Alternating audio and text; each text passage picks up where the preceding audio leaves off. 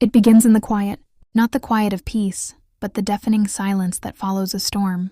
She chose this silence, believing it was the sound of freedom, the soundtrack to a new beginning. She walked away, leaving you in the wreckage, convinced that the noise of her departure was the last word.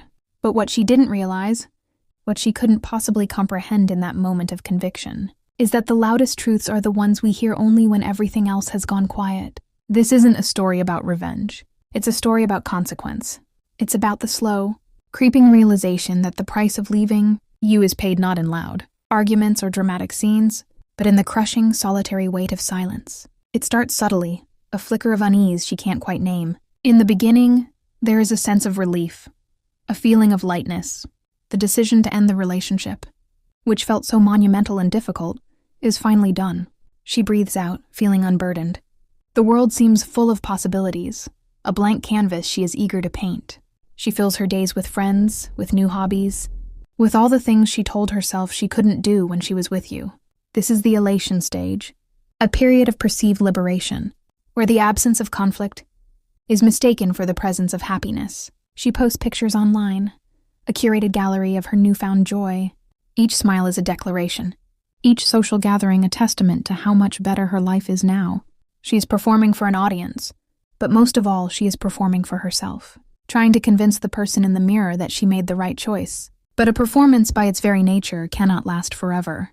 The applause fades, the friends go home, and she is left alone with the echo of her own laughter. It is in these moments, in the stillness of the night, that the first cracks begin to appear. The silence, once a symbol of her independence, starts to feel empty.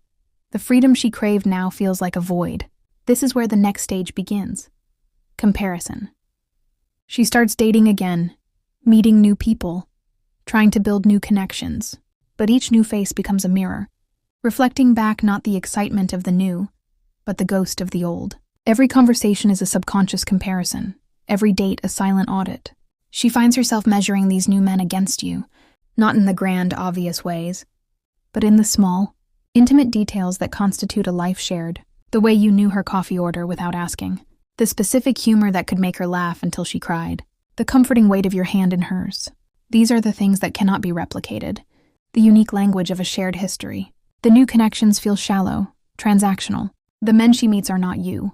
They don't have the depth of your shared memories, the effortless understanding that comes from years of navigating life together. They are strangers, and the process of turning a stranger into a confidant suddenly seems exhausting, an insurmountable mountain she has no energy to climb. This is when the cognitive dissonance begins to set in.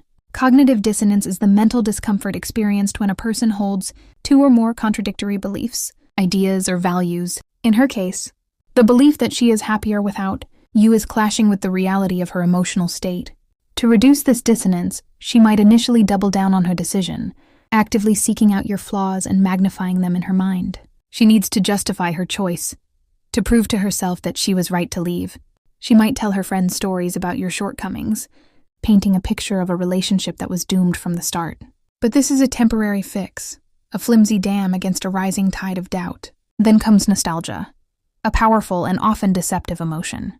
Nostalgia has a way of filtering the past, airbrushing the difficult moments and leaving only a golden-hued highlight reel. She starts to remember the good times, the moments of pure, unadulterated joy, the first time you met, the first trip you took together, the quiet, ordinary evenings spent in comfortable silence. These memories, once pushed to the back of her mind, now come rushing to the forefront, vivid and achingly real. The human brain is wired to feel the pain of loss more acutely than the pleasure of an equivalent gain, a concept known as loss aversion. By cutting off all contact, you have, without intending to, triggered this deep-seated psychological principle. You are no longer a person, you are an absence. And that absence has a weight, a presence of its own. She starts to see you everywhere. A song on the radio, a movie on TV, a random stranger wearing a similar coat. Everything becomes a trigger, a painful reminder of what she has lost. She might find herself driving past your old apartment, her heart pounding in her chest, a silent, desperate hope that she might catch a glimpse of you. She stalks your social media, a digital ghost haunting the edges of your new life. She is looking for answers, for clues, for anything that will help her make sense of the turmoil in her own heart. She is looking for signs that you are miserable without her, that you are suffering as much as she is. But what she finds is often the opposite. She sees you moving on, living your life, perhaps even finding happiness with someone new. And this, more than anything, is what twists the knife.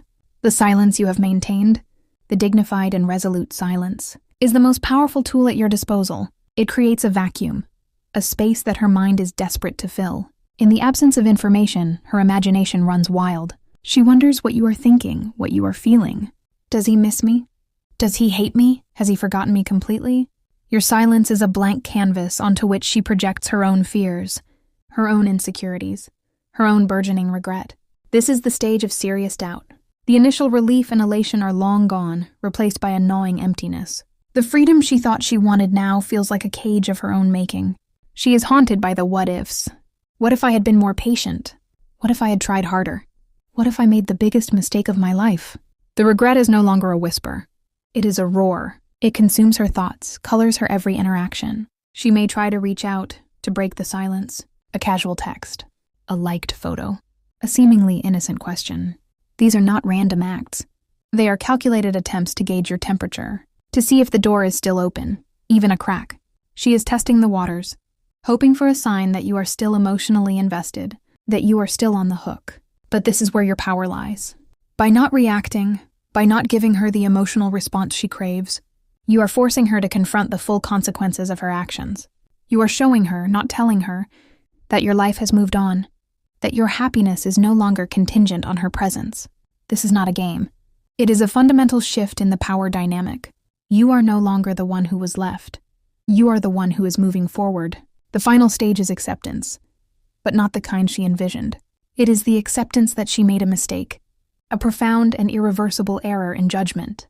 It is the dawning realization that the grass is not greener on the other side. It is simply different, and in many ways, far more barren. She is now paying the price for losing you, not in dramatic, cinematic fashion, but in the quiet, lonely moments of her everyday life. She pays it in the morning, when she wakes up to an empty space beside her. She pays it in the evening, when she has good news to share and no one to share it with. She pays it in the middle of the night, when the weight of her regret is a physical ache in her chest. The silence she once craved has become her prison. And in that prison, she is finally forced to listen to the one voice she has been trying to ignore, all along, her own. A voice that tells her in no uncertain terms that she let go of the one thing that truly mattered. And that is a silence she will have to live with for a very, very long time.